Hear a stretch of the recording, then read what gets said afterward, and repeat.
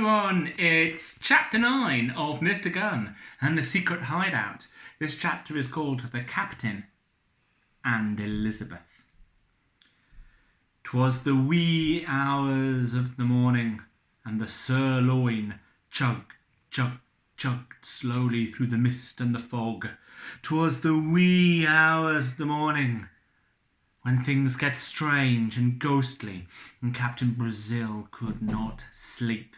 'Twas the wee hours of the morning, and he was stumbling around his cramped wooden cabin, affrighted by the spectres of the past.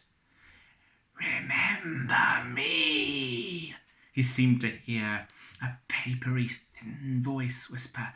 "I am the ghost of that cabin boy who you dressed up as a cake and threw to the sharks." "Leave me alone," sobbed Captain Brazil, tearing a chart from the wall and shredding it to bits. "Remember me," said another ghostly voice.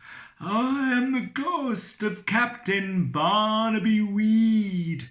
You sank my ship just because I didn't invite you to my party. But now I'm back to sink you. Get out of my head, you horrors," begged Captain Brazil. He picked up a decanter of rum and hurled it at the wall. "Leave me alone."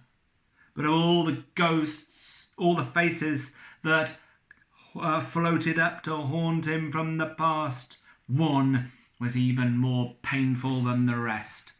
"Oh, Elizabeth, Elizabeth," cried Captain Brazil in anguish and also in English. "Why did you leave me, Elizabeth? Oh, what would I give to hear you knock, knock, knocking at my cabin door this moment? Oh, how I would love to hear. Knock, knock, knock." "What?" cried the captain, turning on his heel, his tail coat flying out behind him. His drunken eyes rolled madly in his head. "Who goes there? Who dare trouble me at such an hour? Yeah."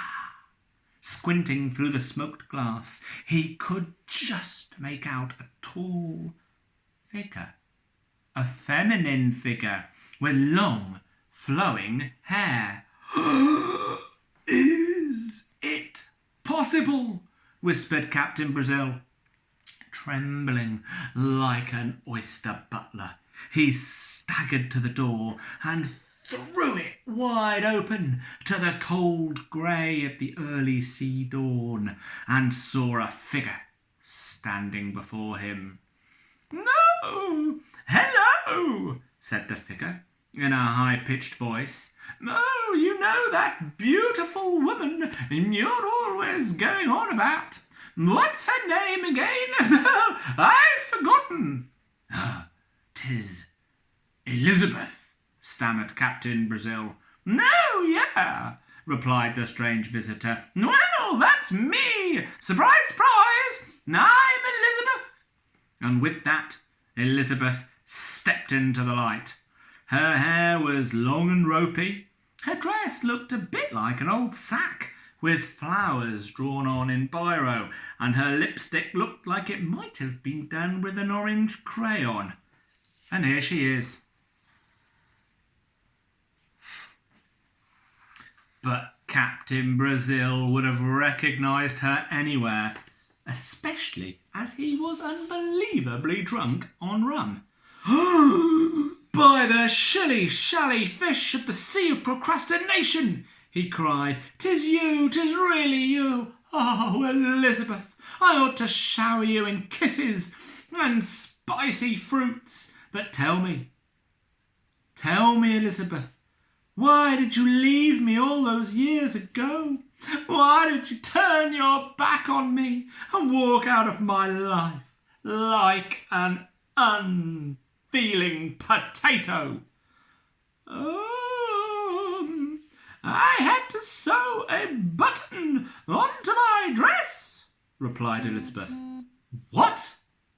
You've been sewing on a button for the last 40 years? Said Captain Brazil in astonishment.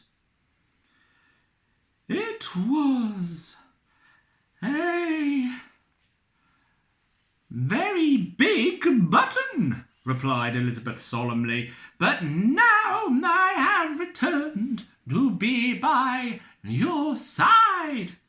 Oh, Elizabeth, said Captain Brazil, dropping to his knee and accidentally squishing a weevil. Won't you say those sweet words you used to say to me, those sweet words of love that always took the trouble from my brow and made me feel like a happy little baby in a bucket of seahorses?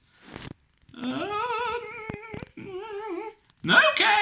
said Elizabeth. What were they again? Fie, cried Captain Brazil. He leapt to his feet and drew his cutlass. Can thou not remember those sweet words? Perhaps thou art not Elizabeth after all. No, the truth is a Latin meringue, cried Elizabeth in fright. No, I am definitely Elizabeth. I'm sure of it. Stop stalling for time and say those words, those special words, the words you always said to me, bellowed Captain Brazil, pressing the tip of the cutlass against Elizabeth's neck. No, okay, gasped Elizabeth, and screwing her eyes shut in concentration, she bent gently down and whispered into the captain's ear. Captain Brazil, she whispered, from the sun coasts of Jamaica to the icy shores of Sweden, from the tip of Argentina to the springs of Mandalay, I will always love you, Captain, for you guide me through my oceans. La la la la, la la la la, la la la la la la, something else with love.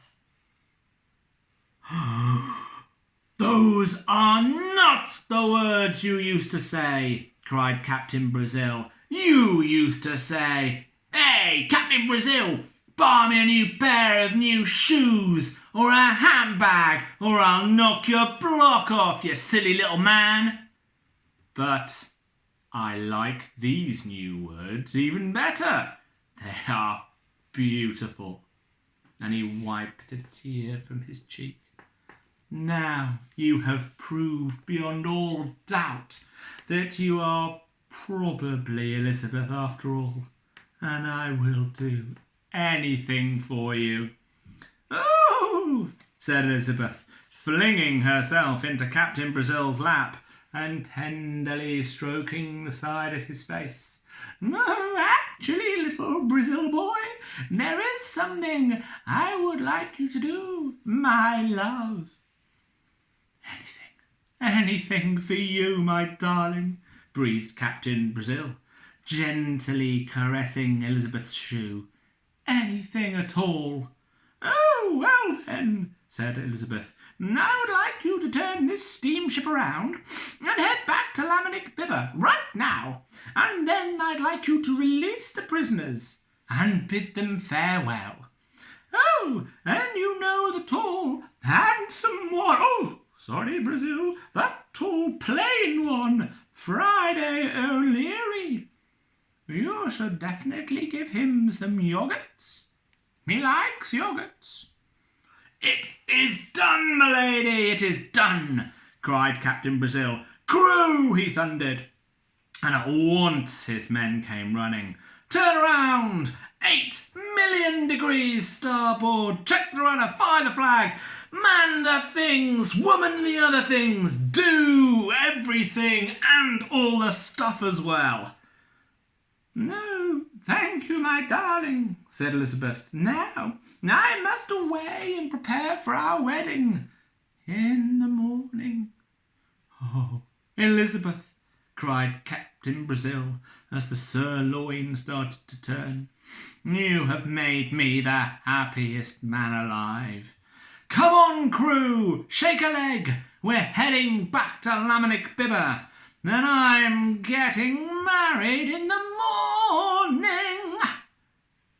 And that is the end of chapter 9. Chapter 10 is Old Granny on the Hoof. Hope you enjoyed it. See you soon. Bye.